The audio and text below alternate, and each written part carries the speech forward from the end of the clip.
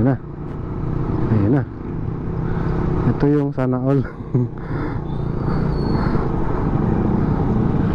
Diba? Wala nang kumara sa akin. Busy sila lahat. Wala pa nga akong bit-bit na regalo. Ayan si ate. Sana all si ate. Wala pa akong ibibigay. Good afternoon guys. Today is sana all day.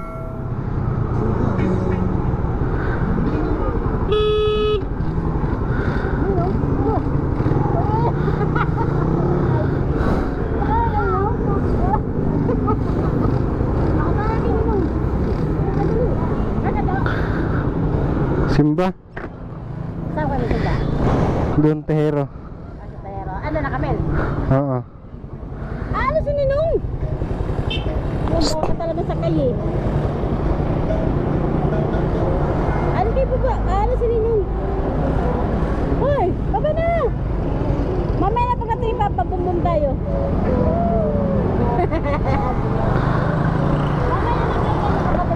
Alis ako. Bye bye.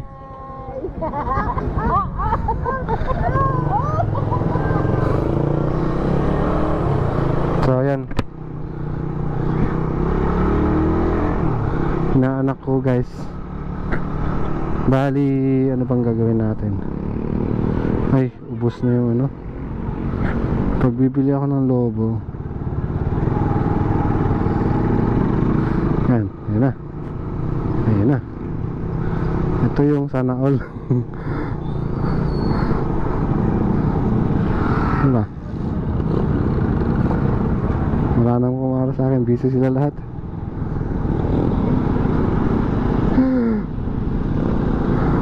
Diretso tayo. Wala nang pumara sa atin eh. Sinignalan pa nga ng kakanan eh. Ay di diretso na lang. Bali guys, maaga din pala ako guys kasi date ko rin pala yung jowa ko. Kala ko makikisa na wala lang ako. Wala pa nga akong bit-bit na regalo. Ayan si ate, sana all si ate. Wala pa akong ibibigay. Baka babawi na lang. Hindi, titingnan natin kung baka mayroong madampot-dampot yun. Doon sana may lobo, kaso nga lang baka pagdating ko doon putok na. Kaya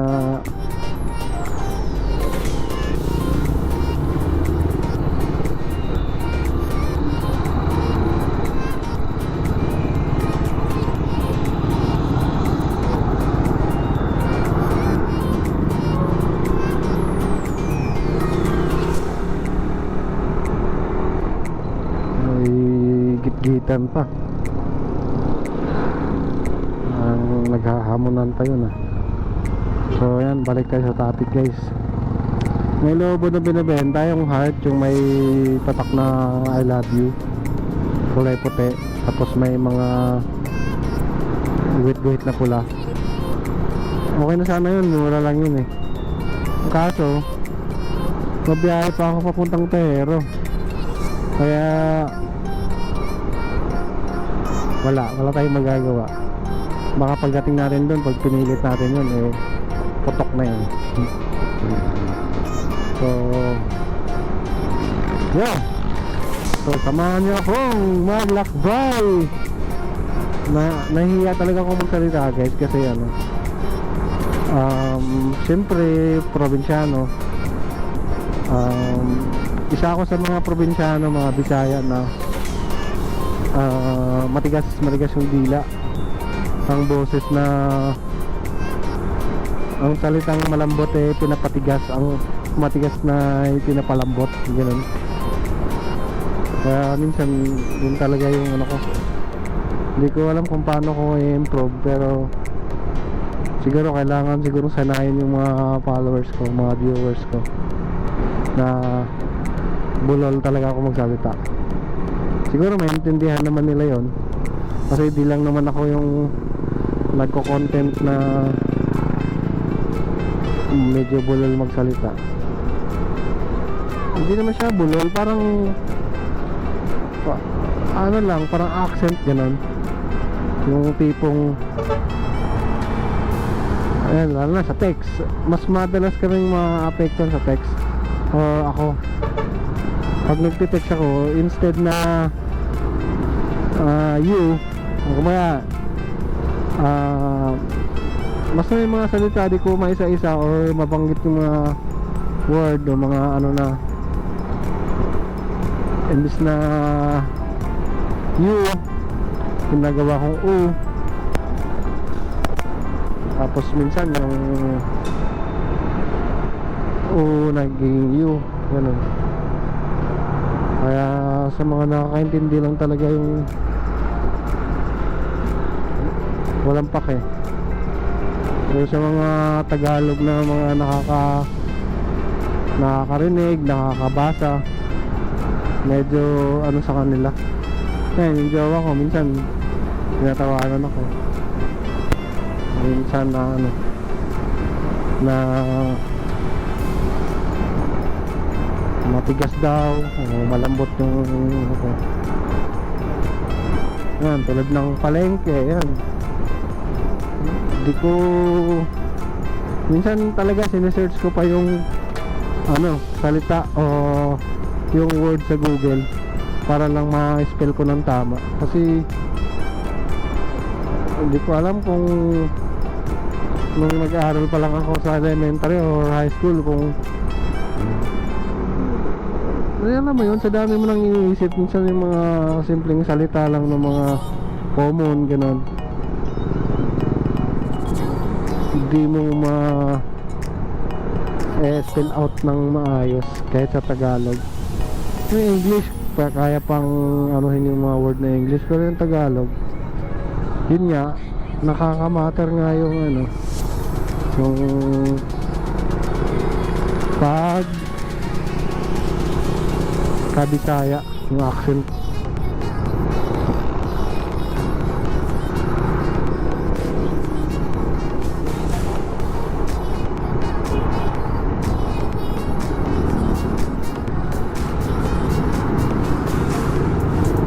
Yung mga jeep na to, di nagsisignal eh. Bigla-bigla na lang gumigilid. Nakakainis. Yan, usapang jeep tayo. Nakaka-bad trip lang yung mga jeep. Kaya minsan binubusinahan ko mula puwit hanggang uluhan nila eh. Sobrang bad trip ko kasi paano ba naman, sila yung isa sila sa mga nagdudulot ng traffic dito sa Cavite papuntang Maynila, Bacoor. Kasi isipin mo ba naman na ayan, kanto, pero mayroong naka parada dyan, nag-aantay ng pasahero. Buti kung 1 minute, 2 minutes iabutin ng 5 to 10, napaka. Kaya pag nag-commute ka, may jowa ka, dadalhin mo sa Cavite, napaka-traffic. Bukod ka dumaraming sasakyan,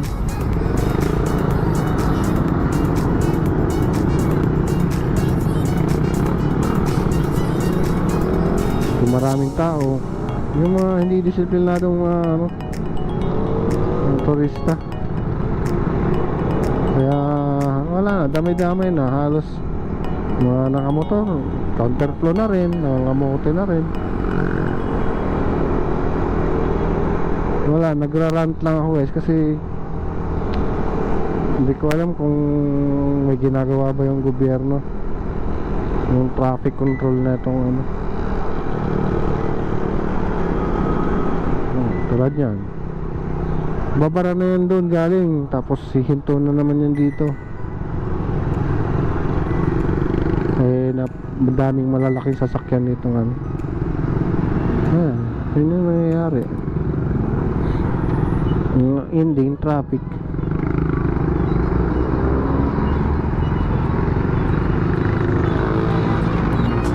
Liliko yan kasi nakabara yung ano doon, diba? Yun, hindi mababad trip. Eh, napakasikip ng kalsada. Dapat yan mayroong dedicated na ano, o naka-allocate na ano, area talaga. Kasi yan sa pagbalagbag lang yan, kumakain na ng oras yan, nakakadulot na ng traffic.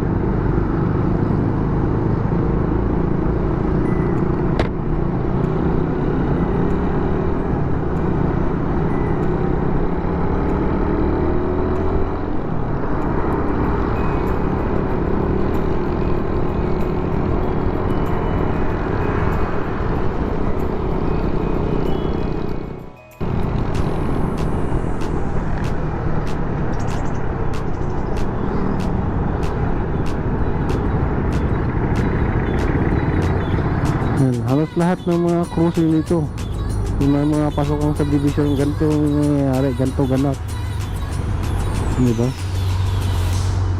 Okay lang sana kung mga ganito gumigilid, yung mga 2 lanes na ano, sinasakop yung isang linya. Siyempre yung mga nakabuntot sa kanya, kakaliwa yan, liliko yun, hindi matinding abala na.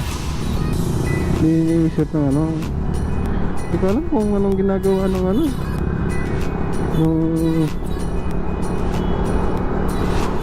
yung enforcer na yan. Hindi ko alam kung nakakarehistro pa ba yan ng tama, kung naglalagay na lang ng ano.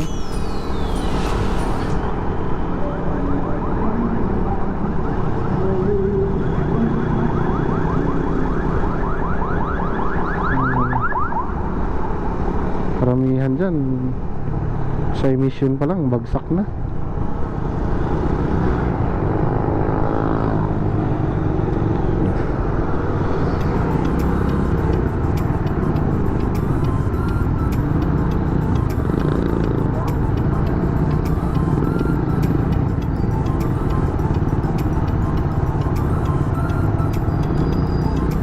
Ganito ganap lagi, lalo na mamaya mga 6 labasan ng mga estudyante.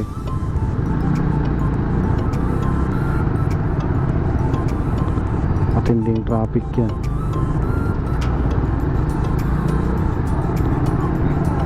Sa sistemang ganito. Yan. Tsaka dumarami na rin pati yung tao sa Cavite. Isa din yan sa problema din talaga.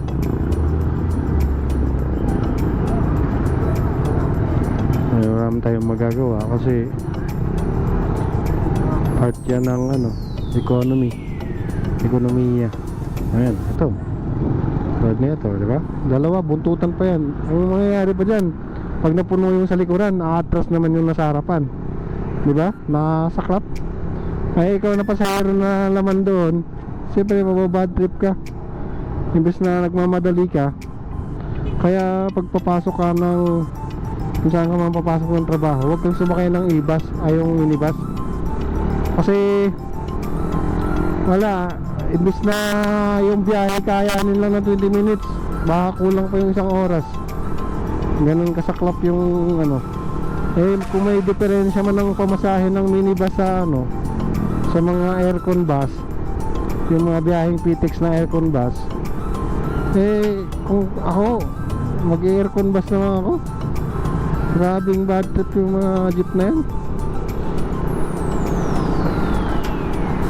Tambayan nila mula pa yan sa bayan, yan sa Hillsview. Sa Hillsview, sa dito sa may Kapipisa, sa Alayhay.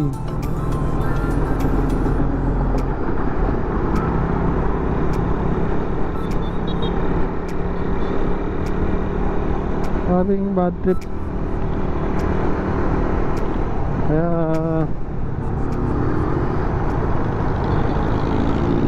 Lalo na dyan sa Amaya at saka sa ano, doon talaga sila nag-aantay ng mga pasahero na napakatagal.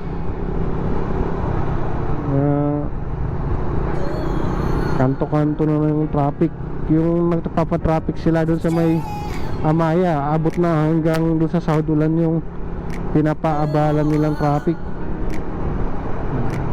Diba? Kaya hindi mabad trip sa mga biyahe mo, nagmamadali ka tapos maantala lang dahil sa ganyang style.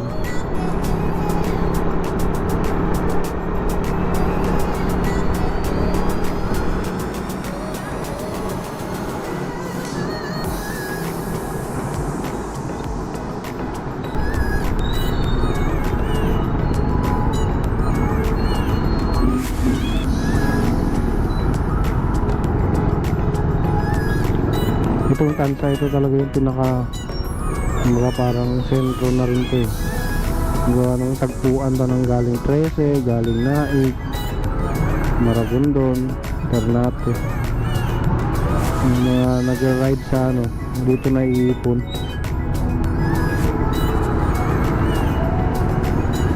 So yan, tagos pa nga dito hanggang Nasugbu.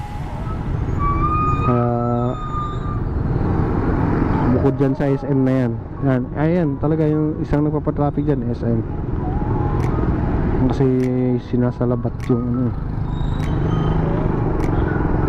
Dyan nagsisimula yung salabat na siyempre, para dito, para dun.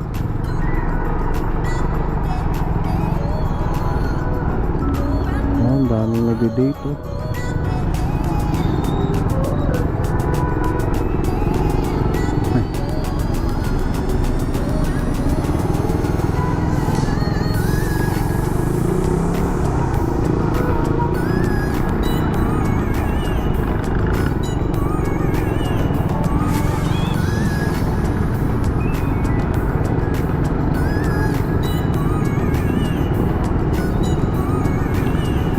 Ganito lagi. Luluwag lang yun, mga alas 9. Lalo na pag weekend, weekdays. Weekend, di Sabado Linggo, Biyernes pa lang ng gabi, simula na yun. Sobrang traffic.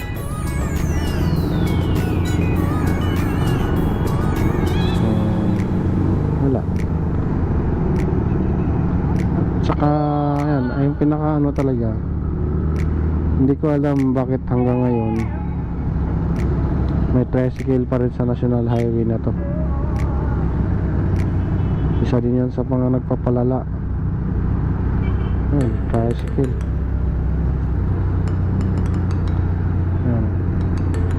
Puro tricycle yan. Masaklap pa yan, nagpaparada pa yan sa gilid yan. Ginagawang pilahan pa yung gilid ng mga highway.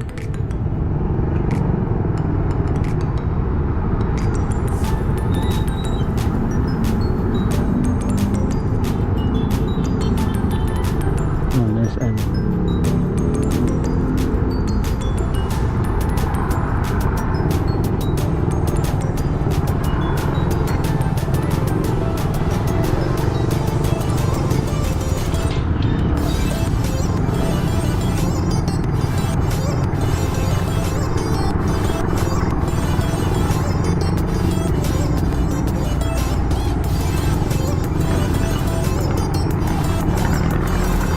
Usapan kasi kami si girlfriend na 30 minutes nandun na ako, pero di kayanin, galit na naman yun.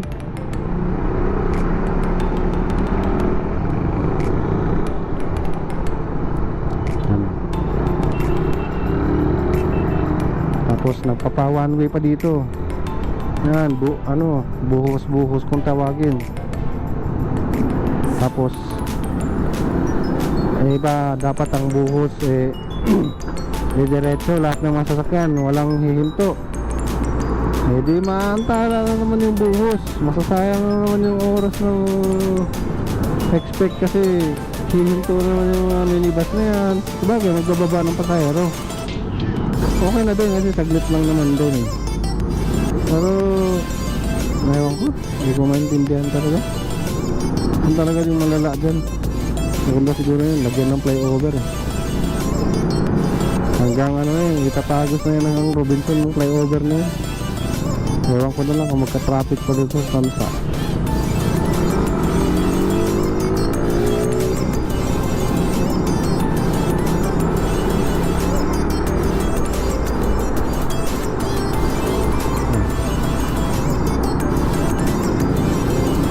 Ano ba ito? Parang pa yung pasayero yun. Ang mga tricycle na to, wala, ganun talaga. Hindi ko alam paano nila gagawa ng paraan yan. At itong truck na to, dapat may truck ban siguro to eh. Ayun, takilid na yung karga na ito. Parang bigat na bigat siya dito sa kabila. Parang alanganin man mag-overtake dyan.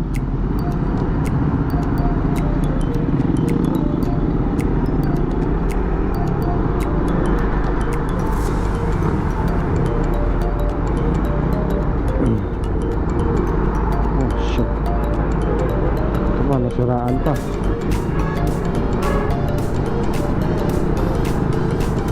Wala, ganun talaga.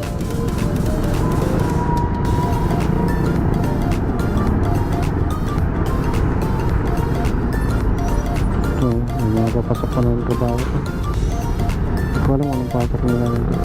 6:30.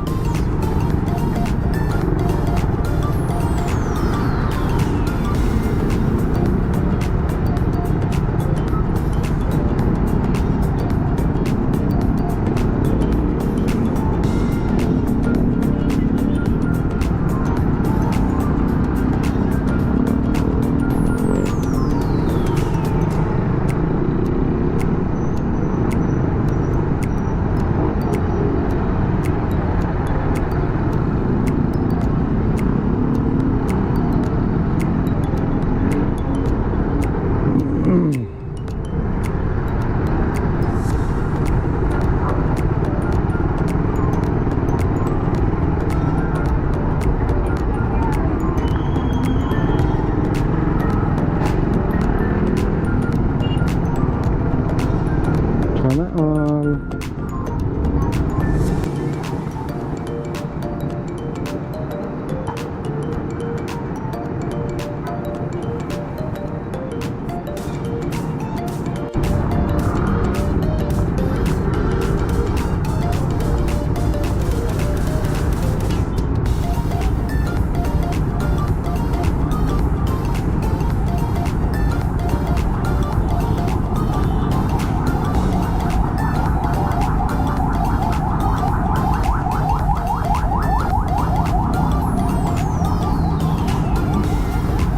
Dito na tayo sa Tansa Tejero. Malapit na tayo sa tulay.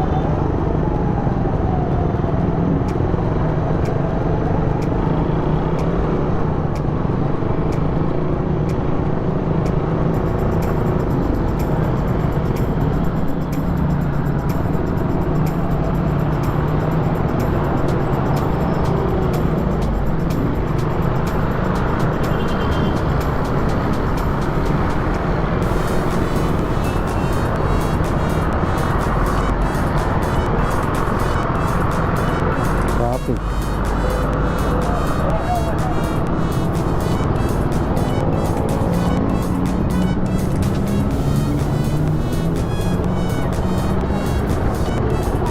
Maganda dito.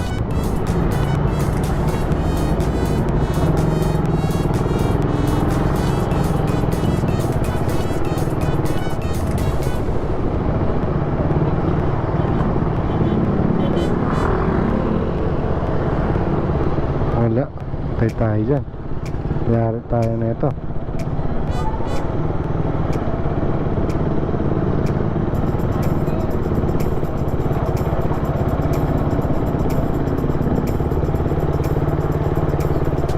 wala mo lang tayong bit-bit.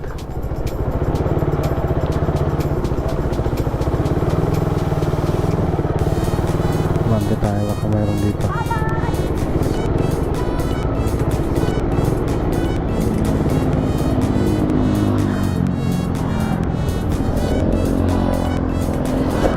Wala. Balik tayo dun. May dala mo lang tayo.